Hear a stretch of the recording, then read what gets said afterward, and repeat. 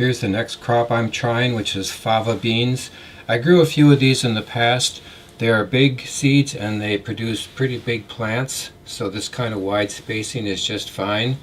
These were soaked for about 8 hours. I think that's plenty to give moisture for things to start. At the present time, I'm just using this plastic cup as my measure for peas and sunflowers, and now the fava beans I fill up to about the top of this black tape mark here, and that gave me this kind of coverage. And if you've looked at some of the other videos, you see what kind of coverage I'm getting doing that. I think it's just fine. This is what the amaranth is doing after about 2 days. You can see that they're all running roots along the top of the muslin, so I'm wondering if some of the very fine hairs will penetrate into the muslin. I don't think the main roots are going to go through, so I may just have to try this on plain burlap and let the seeds fall through and see what happens. It did occur to me that if I were to soak these seeds before planting them, they would be larger and less likely to go through. So we'll let this run a few more days at least and see what happens here. I'm going to keep it covered because I think these are just a little bit on the delicate side. So this is what my first run of amaranth on cotton, on burlap, looks like on the 3rd day. You see the roots have grown.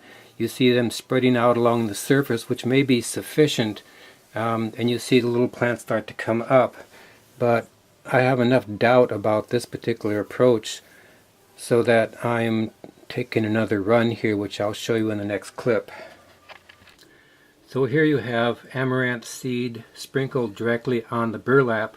One thing I did with this is I did allow the burlap to soak up. I think maybe the actual, tiny fibers of the burlap, whatever it is, jute, will absorb some water and soak up. But you see here there's kind of a mixture with some seeds falling down into the holes, but actually quite a few of them standing up on the top. And I think this will work out pretty well. The cultivation plan, shall we say, is to not saturate this with water, but rather to keep this, noticeably moist. So this is the tray that developed mold all over the surface.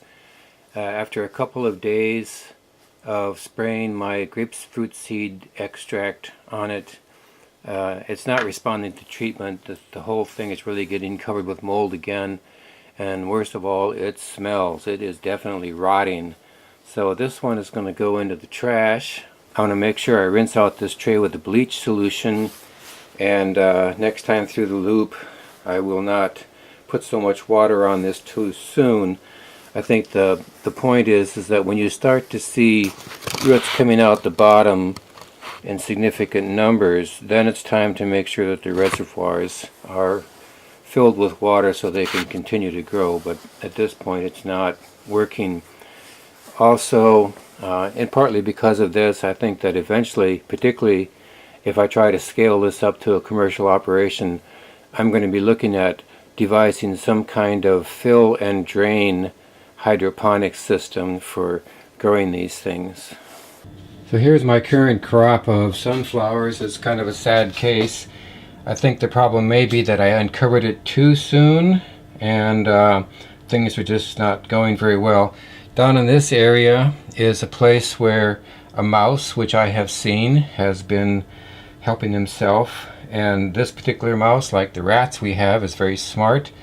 I noticed him first eating some of the wheatgrass, and I put a trap with wheatgrass on it, and he sprung the trap and ate the wheatgrass. So the next thing I'm going to try with this is the sticky sheets. It's kind of the cruel method, but I'm hoping that the mouse will jump in here, land on the sheet and get stuck, and basically I will put an end to him.